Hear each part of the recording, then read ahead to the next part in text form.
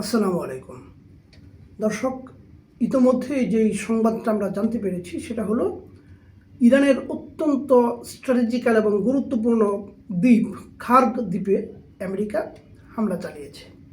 এবং খার্গ দ্বীপটা হচ্ছে ইরানের যেই জ্বালানি, বিদ্যুৎ এবং অস্ত্রাগার, এই সবগুলোর হচ্ছে গুরুত্বপূর্ণ সংগ্রহশালা, হ্যাঁ, যেখানে তারা এই জিনিসগুলো মজুত করে রাখে, সংগ্রহ করে।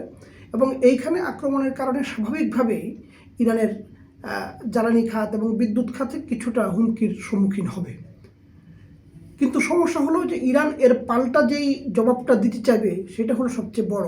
এই জন্য আরব যে দেশগুলো এখনও তাদের ঘাঁটিকে ব্যবহার করতে দিচ্ছে ইরানের উপর হামলা করার জন্য, তাদের সতর্ক হওয়া উচিত। কারণ এর পাল্টা জবাব হিসাবে যদি ইরান অন্য দেশের বৈদ্যুতিক ব্যবস্থায় হামলা করে বসে, সেটা কিন্তু অনেক বড় বিপর্যয়ের কারণ হবে।